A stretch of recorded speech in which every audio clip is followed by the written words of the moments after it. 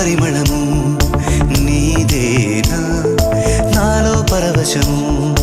నిజమేనా బొండు మల్లి పువ్వు కన్నా తేలికగు నీ సోకు రెండు కళ్ళు మూసుకున్నా